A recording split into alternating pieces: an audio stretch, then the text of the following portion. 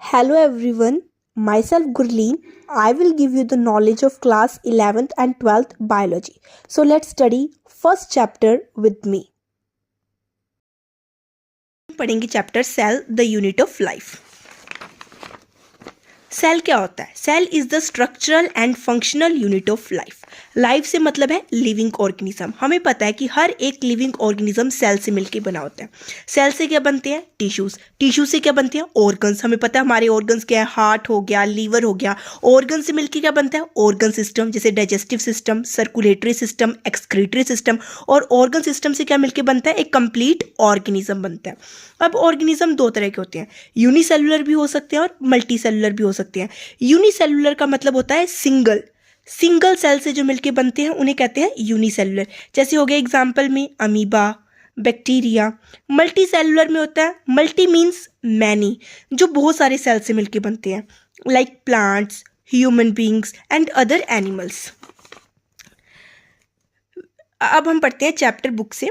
When you look around, you see both living and non-living things. जब हम अपने चारों ओर देखते हैं तो हम दोनों तरह की चीज़ें देखते हैं, चाहे वो लिविंग हो चाहे वो नॉन लिविंग हो। You must have wondered and asked yourself, what is it that makes an organism living, or what is that an inanimate thing does not have which a living thing has?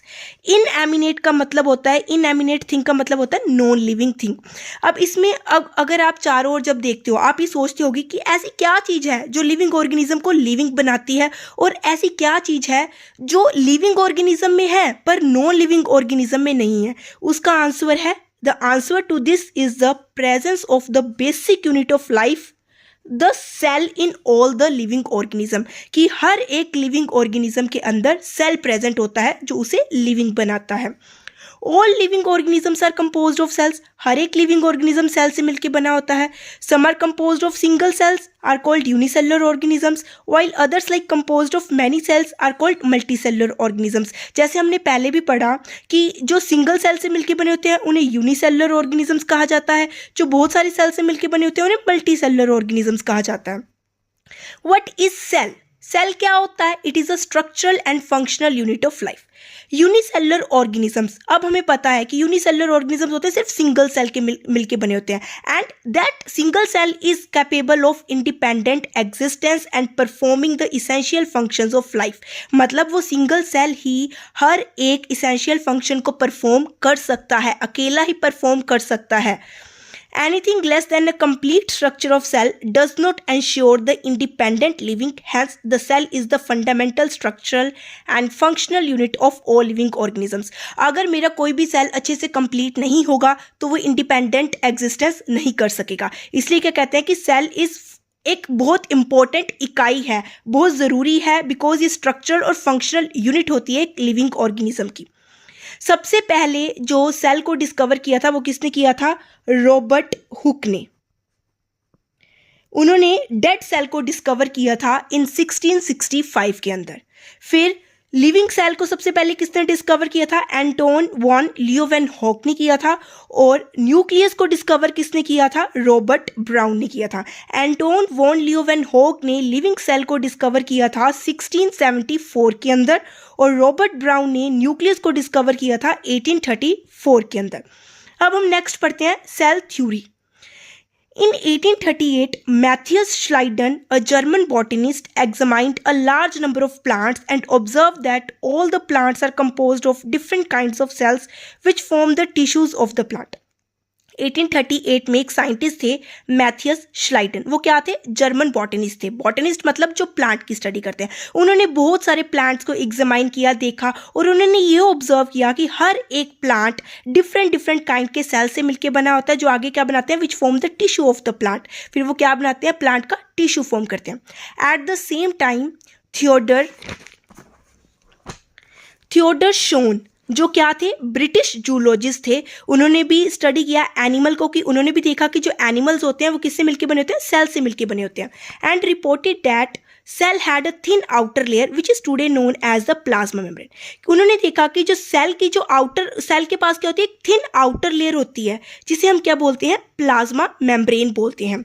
He also concluded based on he studies on plant tissues that the presence of the cell wall is a unique character of the plant cell. इन्होंने ये भी conclude किया कि जो cell wall होती है, cell wall एक unique character है। किसका यूनिक करेक्टर है? प्लांट सेल का क्या होता है? ये एक यूनिक करेक्टर होता है। On the basis of this shown propose the hypothesis. इसके बेसिस पे शोन ने क्या की थी? एक हाइपोथेसिस प्रपोज की थी। वो क्या थी कि ऑल द लिविंग ऑर्गेनिजम्स, हर एक लिविंग ऑर्गेनिज्म सेल से मिलके बना होता है और प्रोडक्ट ऑफ सेल से मिलके बना होता है। पर इसमें एक ये नुकसान था कि इस थ्योरी ने ये नहीं बताया था कि अब ये सेल आया तो आया कहाँ से। फिर इस थ्योरी को आगे फॉर्मुलेट किया, आगे जिसने एक्सप्लेन किया वो थे रुडोल्फ विर्चो। उन्होंने एक्सप्लेन किया कि that cells divided and new cells formed from the pre existing cells, जिसे उन्होंने बोला ओमनिस सेलुला ई सेलुला। इसका मतलब होता है कि जो मेरा एक जो सेल है वो डिवाइड होता है न्यू सेल के अंदर, और जो नया सेल बनता है वो किससे बनता है? प्री एग्जिस्टिंग सेल से बनता है। जैसे मैं अभी आपको समझाती हूँ। मान लो ये जो सेल था, अब ये आया सेल, ये सेल कहाँ से आया? ये प्री एग्जिस्टिंग सेल से आया। ये सेल ने डिवाइड किया और ये नया सेल बनाया। मतलब एक नया सेल किससे बनता है? प्री एग्जिस्टिंग सेल से बनता है। He modified the hypothesis of Schleiden and Schonn to give the cell theory a final shape. Rudolf Virchow ने श्लाइडन और शोन के द्वारा दी गई सेल थ्योरी को एक फाइनल शेप दी। Cell theory as understood todays. अब सेल थ्योरी को आजकल कैसे आप देखते हैं कि क्या कहा जाता है कि all the living organisms are composed of cells. हर एक लिविंग ऑर्गेनिज्म सेल से मिलके बनता है और प्रोडक्ट ऑफ सेल से मिलके बनता है। और ऑल द सेल्स, अब हमें ये भी पता चल गया कि जो जितने भी सेल्स होते हैं वो कहाँ से अराइज होते हैं? प्री एग्जिस्टिंग सेल से, कि that all the cells arise from the pre existing cells. Next topic पढ़ेंगे an overview of a cell. सबसे पहले मैं आपको एक ओवरव्यू दूंगी कि एक सेल क्या होता है। सेल की लेयर्स होती हैं। ये वाली जो ब्लैक से आपको दिख रही है ये क्या होती है? सेल की सेल मेम्ब्रेन होती है। यहाँ पर बोल सकते हैं इसको प्लाज्मा मेम्ब्रेन। सेल मेम्ब्रेन भी बोल सकते हैं और प्लाज्मा मेम्ब्रेन भी बोल सकते हैं। जो आपको ये ब्लू से दिख रही होती है that it is a cell wall. Cell wall के ऊपर ये सेल वॉल क्या होती है? हर किसी में नहीं पाई जाती है। एनिमल्स के अंदर ये सेल वॉल प्रेजेंट नहीं होती है, ये प्लांट्स के अंदर पाई जाती है। ये होता है हमारा न्यूक्लियस।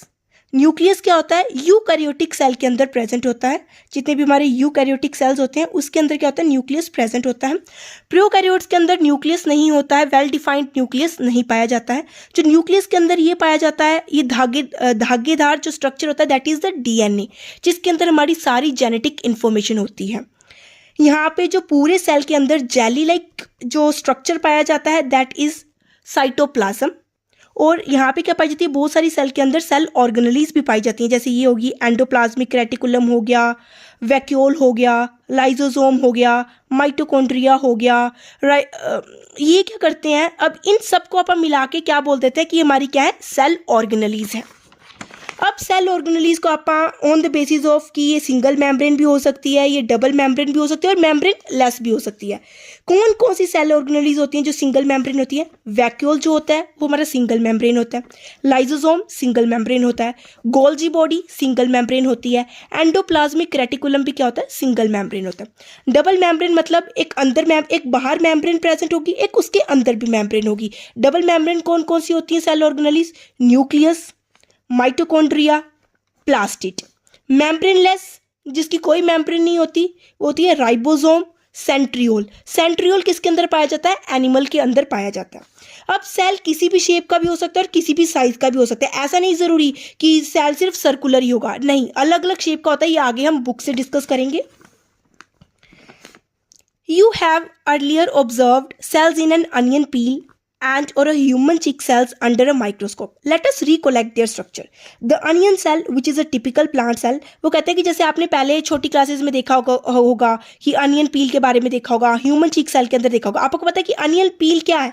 ये टिपिकल प्लांट सेल है। अब प्लांट सेल है, एज वी नो दैट, जैसे मैंने आपको पहले बताया था, प्लांट सेल के अंदर दो मेम्ब्रेन्स पाई जाएंगी। अब प्लाज्मा मेम्ब्रेन तो होगी, उसके बाहर भी एक आउटर लेयर प्रेजेंट होगी, that is the cell wall. अब यही यहाँ पे लिखा है कि that onion cell which is a typical plant cell has a distinct cell wall. Cell wall होती है एज इट्स आउटर बाउंड्री, जिसके अंदर just within it is the cell membrane present होती है। The cells of the human cheek have an outer membrane as the delimiting structure of the cell. अब हमें पता है जो ह्यूमन चीक सेल होता है वो एक एनिमल सेल हो गया, और एनिमल के अंदर क्या होती है, सिर्फ एक ही मेम्ब्रेन प्रेजेंट होती है as a outer membrane, that is the cell membrane ही प्रेजेंट होती है। यहाँ पे सेल वॉल क्या होती है, एब्सेंट होती है। Inside each cell is a dense membrane bound structure called nucleus present होता है। सेल मेम्ब्रेन के अंदर double membrane structure nucleus present होता है।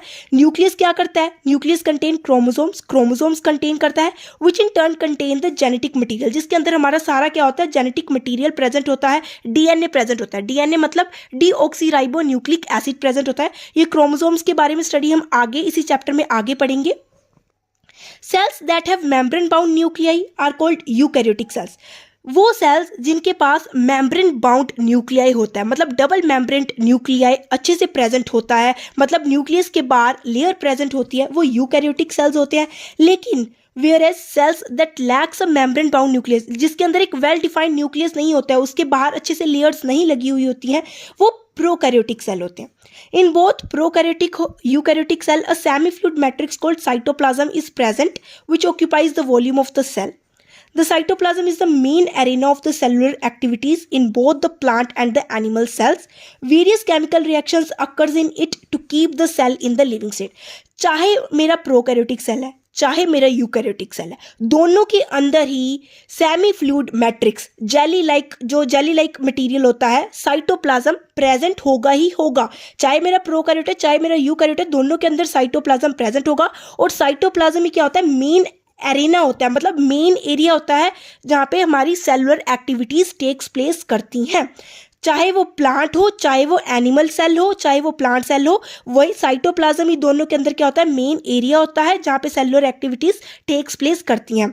इस साइटोप्लाज्म के अंदर बहुत सारी वेरियस केमिकल रिएक्शंस चलती रहती हैं जो हमारे सेल को लिविंग बनाए रखती हैं। Besides the nucleus, the eukaryotic cells have other membrane bound distinct structures called organelles होती हैं। कि अगर अपन न्यूक्लियस को छोड़ें, न्यूक्लियस के अलावा भी यूकैरियोटिक सेल्स के अंदर काफ़ी ऑर्गेनेलीज प्रेजेंट होती हैं, जैसे एंडोप्लाज्मिक रेटिकुलम हो गया, गोल्जी बॉडी हो गया, लाइजोसोम्स हो गया, माइटोकॉन्ड्रिया हो गया, माइक्रोबॉडीज होगी, वैक्यूल्स हो गया। लेकिन जो प्रोकैरियोटिक सेल्स होते हैं लैक सच मेम्ब्रेन बाउंड ऑर्गेनेलीज, लेकिन प्रोकैरियोट के अंदर ये मेम्ब्रेन बाउंड ऑर्गेनेलीज प्रेजेंट नहीं होती हैं।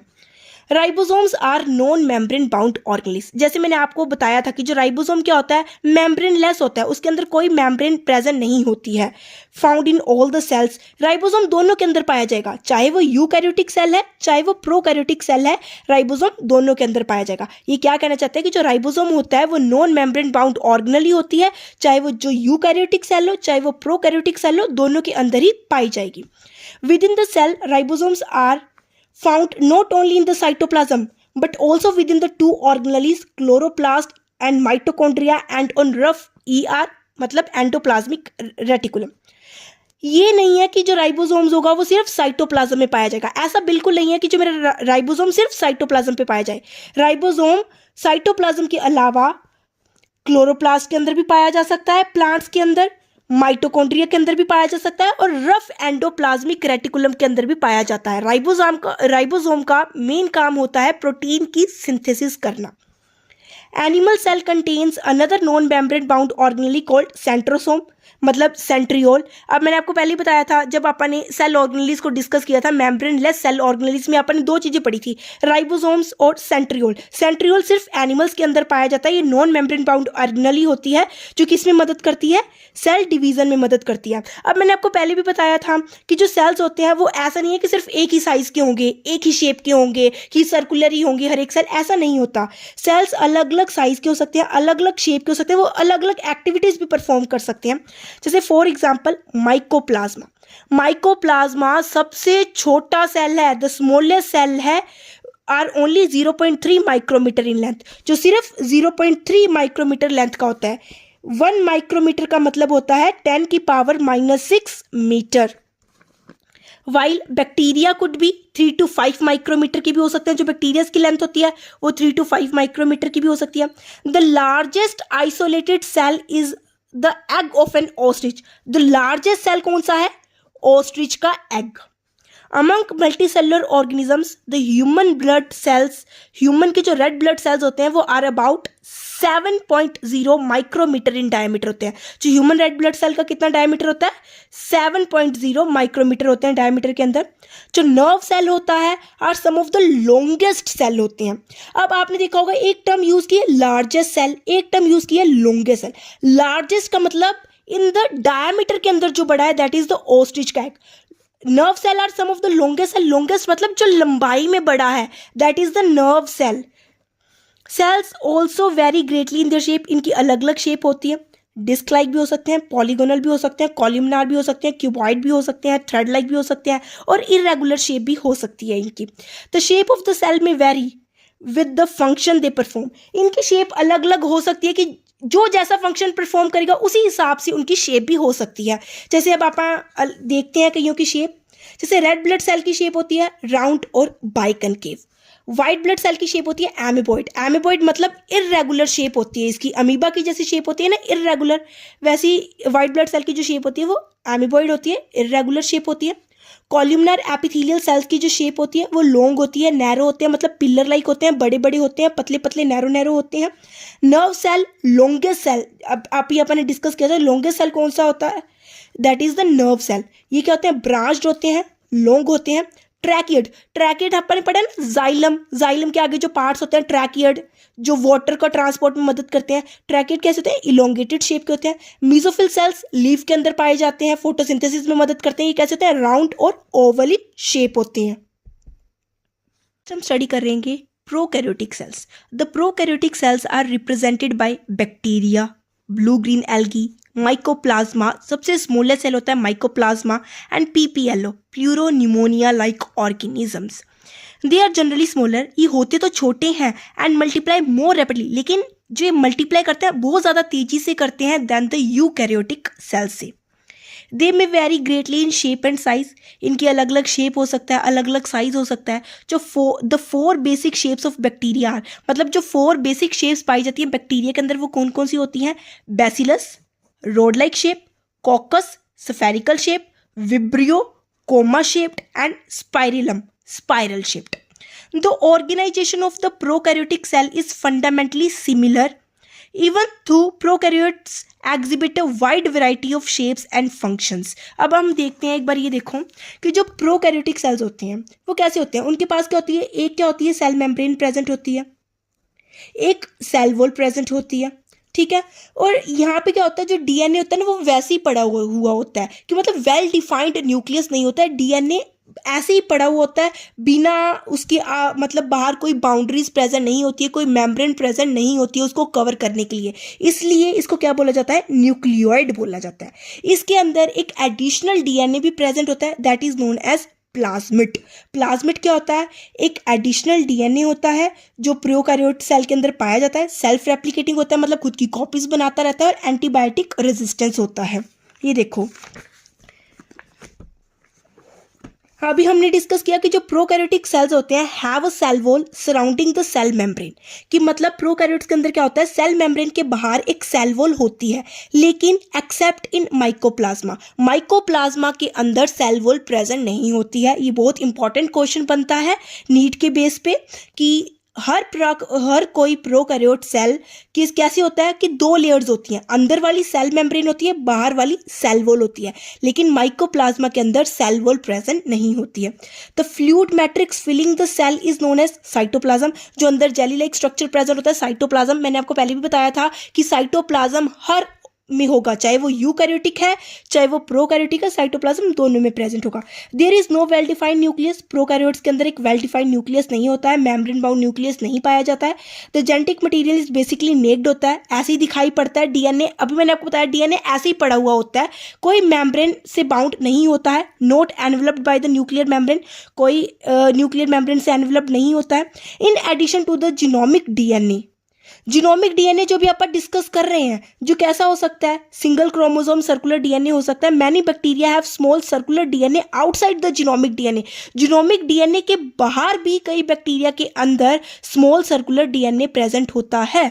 ये क्या होता है, the smaller DNA are called plasmid. जो अभी अपन ने पहले भी स्टडी किया, प्लाज्मिड क्या होता है, जो एडिशनल डीएनए प्रेजेंट होता है, जीनोमिक डीएनए के आउटसाइड जो प्रेजेंट होता है वो डीएनए कौन सा होता है, उसे बोलते हैं plasmid. The plasmid DNA confers certain unique phenotype characters to such bacteria, bacteria को फिनोटाइपिक कैरेक्टर्स देता है। One such character is resistant to antibiotics, ये एंटीबायोटिक रेजिस्टेंट होता है। In higher classes you will learn that this plasmid DNA is used to monitor bacterial transformation with foreign DNA, कि हम इसको अच्छे से प्लाज्मिड के बारे में हम जब बायोटेक का चैप्टर पढ़ेंगे तब उसमें इसको अच्छे से डिस्कस करेंगे।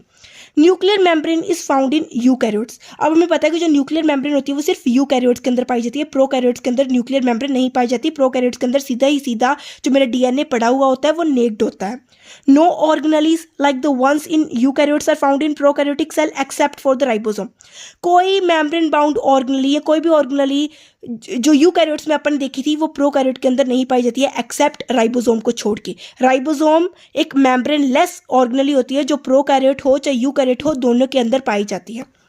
Prokaryotes have something unique in the form of inclusions, इनके अंदर कुछ इंक्लूजन बॉडीज पाई जाती हैं जो ये क्या काम करती हैं, जो reserve material in the prokaryotic cells are stored in the cytoplasm in the form of the inclusion bodies की फॉर्म में वो वहाँ पे क्या होता है, स्टोर होता है। A specialized differentiated form of the cell membrane called mesosome is the characteristic of the prokaryotes. They are essential in foldings of the cell membrane. इस mesosome को आगे डिस्कस करेंगे, आप यहाँ पे डिस्कस करेंगे इस mesosome को। अब आप पढ़ते हैं cell envelope and its modifications. Most prokaryotic cells particularly the bacterial cells have a chemically complex cell envelope होता है। जो प्रोकैरियोटिक सेल के most of the prokaryotic cells होते हैं, पर्टिकुलरली आप बैक्टीरियल सेल की बात करें तो इनका जो सेल एनवेलप होता है वो बहुत ज़्यादा कॉम्प्लेक्स होता है। तो cell envelope consist of tightly bound 3 layer structure होता है। इसका जो स्ट्रक्चर होता है वो 3 लेयर स्ट्रक्चर होता है। अभी तक आपने देखा कि 2 लेयर्स ही देखते हैं कि अंदर क्या होती है, प्लाज्मा मेम्ब्रेन प्रेजेंट होती है, उसके बाहर सेल वॉल प्रेजेंट होती है। अब तक तो आप इतना ही देखते हैं, लेकिन बैक्टीरिया के अंदर ऐसा नहीं होता है, वो 3 लेयर स्ट्रक्चर से मिलकर बना होता है। उसके सबसे बाहर क्या होती है, ग्लाइकोकैलिक्स की लेयर प्रेजेंट होती है। अगर आप इनर टू आउटर जाएं तो सबसे अंदर क्या होती है, प्लाज्मा मेम्ब्रेन होती है, फिर सेल वॉल पाई जाती है, फिर ग्लाइकोकैलिक्स पाई जाती है। ये तीनों लेयर मिलके क्या बनाते हैं, सेल एनवेलप बनाते हैं। अब देखो कि जैसे अपन पढ़ा, the cell envelope consist of tightly bound 3 layer structure होता है। आउटर मोस्ट ग्लाइकोकैलिक्स, सबसे बाहर क्या होता है, ग्लाइकोकैलिक्स होता है, which is followed by the cell wall. उसके अंदर क्या होता है, सेल वॉल होता है, and then the plasma membrane. और सबसे अंदर कौन सी लेयर पाई जाती है, प्लाज्मा मेम्ब्रेन वाली लेयर पाई जाती है। Although each layer of the envelope performs distinct function, they act together as a single protective unit. ये तीनों मिलके एक प्रोटेक्टिव यूनिट की तरह काम करते हैं, मतलब प्रोटेक्शन प्रोवाइड करते हैं। Bacteria can be classified into 2 groups on the basis of the difference in the cell envelope and the manner in which they respond to the staining. अब आप यहाँ पर 2 तरीके की स्टेनिंग पढ़ेंगे, gram positive staining, gram negative staining. Crystal violet का stain किया जाता है। जो ग्राम पॉजिटिव होते हैं, ग्राम पॉजिटिव क्या होते हैं, वो क्रिस्टल वॉयलेट स्टेन हो जाते हैं, मतलब इनके ऊपर क्रिस्टल वॉयलेट कलर क्या होता है, चढ़ जाता है। क्यों चढ़ जाता है, बिकॉज इनकी जो सेल वॉल होती है वो बहुत थिक होती है। थिक होने के कारण ये क्रिस्टल वॉयलेट कलर को क्या कर लेते हैं, स्टेन कर लेते हैं। लेकिन जो मेरे ग्राम नेगेटिव होते हैं वो क्रिस्टल वॉयलेट कलर को स्टेन नहीं कर पाते हैं, बिकॉज उनकी जो सेल वॉल कैसी होती है, थिन वॉल प्रेजेंट होती है, थिन सेल वॉल प्रेजेंट होती है, जिसके कारण से वो क्रिस्टल वॉयलेट कलर को क्या नहीं कर पाते हैं, स्टेन नहीं कर पाते हैं। इसी बेसिस पे क्या होता है, क्या पढ़ेंगे कि that on the basis of कि वो ग्राम स्टेन कर सकते हैं कि नहीं कर सकते हैं। 2 तरीके के होते हैं, gram positive bacteria and gram negative bacteria. Gram positive कर लेते हैं बिकॉज थिक सेल वॉल होती है, वो क्रिस्टल वॉयलेट स्टेन कर लेते हैं। ग्राम नेगेटिव के अंदर थिन होती है तो वो नहीं कर पाते हैं। Glycocalyx differ in the composition and thickness. Glycocalyx की क्या होती है, ग्लाइकोकैलिक्स आगे 2 के अंदर 2 लेयर्स के अंदर डिवाइड होता है। स्लाइम लेयर भी हो सकती है, ये कैप्सूल भी हो सकता है। स्लाइम लेयर कैसी होती है, थिन होती है, लूजली बाउंड होती है। मान लो थिन होगी, लूजली बाउंड होगी। लेकिन जो कैप्सूल वाली लेयर होती है वो थिक होती है और टफ होती है, मतलब बिल्कुल बहुत मोटी मोटी होगी और क्या होगी, टाइटली बाउंड होगी। मतलब काफ़ी मोटी होगी, थिक होगी, टफ होगी और पूरी अच्छे से टाइटली बाउंड होगी। बुक से पढ़ते हैं आप कि glycocalyx differs in the composition and the thickness among different bacteria. It could be a loose sheet, loose भी हो सकती है, जो कौन सी लेयर होती है, स्लाइम लेयर होती है। लेकिन कईयों के अंदर थिक और टफ भी हो सकती है, जिसे आप बोलते हैं कैप्सूल। सेल वॉल का क्या काम होता है? Cell wall determines the shape of the cell. Cell की शेप को कौन डिटरमाइन करता है? सेल वॉल डिटरमाइन करता है। Provide a strong structural support provide करता है to prevent the bacterium from bursting और कोलैप्सिंग। मतलब जब अनफेवरेबल कंडीशंस आती है तो उससे प्रोटेक्ट कौन करता है? सेल को सेल वॉल प्रोटेक्ट करता है।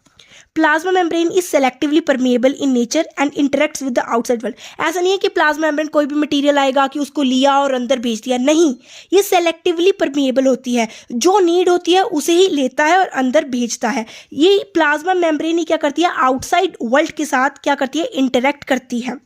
ये भी एक मेन क्वेश्चन बनता है कि प्लाज्मा मेम्ब्रेन एक सेलेक्टिवली परमिएबल होती है नेचर के अंदर और it interacts with the outside world. This membrane is similar structurally to that of the eukaryotes. Eukaryotes के अंदर पाई जाती है जो प्लाज्मा मेम्ब्रेन होती है। A special membranous structure is called the mesosome, which is formed by the extensions of the plasma membrane into the cells. These extensions are in the form of the vesicles, tubules and the lamella. मान लो ये मेरी plasma membrane है। Plasma membrane के अंदर क्या हो जाती है? कुछ इनफोल्डिंग्स हो जाती हैं। इन द फॉर्म ऑफ वेसिकल्स की फॉर्म में भी हो सकती हैं, इन द फॉर्म ऑफ लैमिला की फॉर्म के अंदर भी हो सकती है और इन द फॉर्म ऑफ ट्यूब्यूल की फॉर्म के भी अंदर हो सकती हैं। मतलब जो अंदर की जो इनफोल्डिंग्स होती है ना, वो किसकी फॉर्म में हो सकती है? वेसिकल्स की फॉर्म में भी हो सकती है, ट्यूब्यूल्स की फॉर्म में भी हो सकती है, लैमिले की फॉर्म में भी हो सकती है। अब मीजोसोम्स का काम क्या होता है? किस में मदद करती हैं? They help in cell wall formation, cell wall बनाने में मदद करती हैं। डीएनए रेप्लिकेट, डीएनए की कॉपीज बनाने में मदद करती हैं। Distribution to the daughter cells में मदद करती हैं। They also help in respiration में मदद करती हैं, सिक्रीशन प्रोसेस में मदद करती हैं और सरफेस एरिया इंक्रीज कर देती हैं प्लाज्मा मेम्ब्रेन का और इंजाइमेटिक कंटेंट में भी क्या करती हैं? मदद करती हैं। In some prokaryotes like cyanobacteria, there are other membranous extensions into the cytoplasm called chromatophores which contain pigments. क्या होता है? बैक्टीरिया के अंदर क्या होता है? एक पिगमेंट, फोटोसिंथेटिक पिगमेंट प्रेजेंट होता है जिसे क्या कहते हैं? क्रोमेटोफोर, जो क्या करता है? फोटोसिंथेसिस में मदद करता है। बैक्टीरिया के अंदर ऐसे सीधा कोई फोटोसिंथेसिस नहीं होता है, क्लोरोफिल प्रेजेंट नहीं होता है, उसमें क्या होता है? क्रोमेटोफोर प्रेजेंट होता है जो क्या होता है? फोटोसिंथेटिक पिगमेंट होता है। बैक्टीरियल सेल्स में भी मोटाइल और non motile. Bacterial cell motile मतलब मूव भी कर सकते हैं, नॉन मोटाइल मतलब ये मूव नहीं भी कर सकते हैं और कर भी सकते हैं। If motile they have a thin filamentous extension from their cell wall called flagella. अगर वो मूव कर रहे हैं मतलब उनके पास क्या होगा? फ्लैजिला प्रेजेंट होगा। फ्लैजिला ही क्या करता है? मूवमेंट में मदद करता है। Bacteria shows a range in number of arrangement of flagella is composed of 3 parts. मतलब अब जो फ्लैजिला होता है ना, वो 3 पार्ट से मिलकर बना होता है, फिलामेंट, हुक और बेसल बॉडी। सबसे ये क्या होता है? मेरा फिलामेंट हो जाएगा। मान लो ये सेल है, उसके पास फ्लैजिला है, ये उसका फिलामेंट हो जाएगा, ये उसका हुक हो जाएगा, ये उसके अंदर क्या प्रेजेंट होगी? बेसल बॉडी प्रेजेंट होगी। The filament is the longest portion. जो ये फिलामेंट होता है सबसे लॉन्ग वाला पोर्शन होता है and extends from the cell surface to the outside. Cell की सरफेस से एक्सटेंड करता है बाहर की तरफ। Besides flagella, pili and fimbriae are also surface structures of the bacteria but do not play a role in motility. Flagella को छोड़ के भी पिल्लाई और फिम्ब्रे भी प्रेजेंट होते हैं, जो कहाँ पे होते हैं? सरफेस के ऊपर क्या होते हैं? पिल्लाई और फिम्ब्रे भी प्रेजेंट होते हैं, लेकिन ये मोटिलिटी में मदद नहीं करते हैं, मूवमेंट में मदद नहीं करते हैं। The pili are elongated tubular structures होते हैं, मतलब लंबे लंबे ट्यूब लाइक स्ट्रक्चर्स होते हैं जो made up of special protein से मिलकर बने होते हैं। The fimbriae are small bristle like fibres होते हैं। फिम्ब्रे क्या होते हैं? ब्रिसल लाइक मतलब हेयर लाइक फाइबर्स होते हैं, sprouting out of the cells, जो सेल से बाहर एक्सटेंड करते हैं। ये फिम्ब्रे का काम क्या होता है? ये अटैचमेंट में मदद करते हैं। जैसे पानी है, स्ट्रीम है, उसके अंदर पत्थर है, अगर बैक्टीरिया को उसके साथ अटैच होना है तो ये फिम्ब्रे क्या करेंगे? उसके अंदर हेल्प करेंगे अटैचमेंट में। जैसे यहाँ बताया गया है कि in some bacteria they are known to help to attach the bacteria to rocks in the streams and also to the host tissue. मतलब किस में मदद करते हैं? फिम्ब्रे का काम होता है अटैचमेंट में मदद करना और पिल्लाई का काम होता है कॉन्जुगेशन में मदद करना। मतलब एक सेल के डीएनए को दूसरे के अंदर भेजना पिल्लाई का काम होता है। मतलब एक सेल से डीएनए का ट्रांसफर दूसरे के अंदर करना, that is known as conjugation. वो पिल्लाई करेगा, अटैचमेंट में मदद फिम्ब्रे करेगा, लेकिन जो फ्लैजिला होता है वो सिर्फ मूवमेंट में मदद करेगा। राइबोसोम्स एंड इंक्लूजन बॉडीज, हमें पहले पढ़ा था कि राइबोसोम क्या होता है? दोनों के अंदर प्रेजेंट होता है, चाहे वो यूकैरियोटिक सेल है चाहे वो प्रोकैरियोटिक सेल है। राइबोसोम क्या होता है? इनका साइज कितना होता है? 15 nanometre by 20 nanometre in size होते हैं and are made up of 2 सब यूनिट्स, 2 सब यूनिट्स से मिलके बने होते हैं। 50s एंड 30s सब यूनिट से मिलके बने होते हैं, जो टुगेदर मिलके क्या बनाती है, 70s बनाती है। अब क्या होता है कि प्रोकैरियोट के अंदर राइबोसोम्स कैसे होते हैं, 70s टाइप राइबोसोम्स पाए जाते हैं, लेकिन यूकैरियोट्स के अंदर कैसे पाए जाते हैं, 80s टाइप राइबोसोम्स पाए जाते हैं। Ribosomes are the site of protein synthesis. Ribosome किसकी साइट है, मतलब ये प्रोटीन सिंथेसिस में मदद करता है। Several ribosomes may attach to single mRNA and form a chain, मतलब मान लो एक मेरा सिंगल mRNA था, इसके साथ बहुत सारे राइबोसोम्स अटैच कर सकते हैं और एक चेन बना सकते हैं। इसको आप क्या बोलते हैं, पोली राइबोसोम और पोलीसोम बोला जाता है।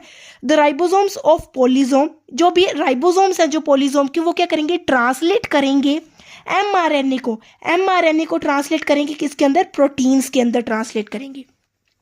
इंक्लूजन बॉडीज क्या होती हैं, रिजर्व मटेरियल इन प्रोकैरियोटिक सेल्स। जो प्रोकैरियोटिक के सेल्स के अंदर जो रिजर्व मटेरियल होता है वो कहाँ पे स्टोर होता है, are stored in the cytoplasm. Cytoplasm के अंदर स्टोर होता है in the form of inclusion bodies की फॉर्म में, वो साइटोप्लाज्म के अंदर क्या होता है, स्टोर होता है।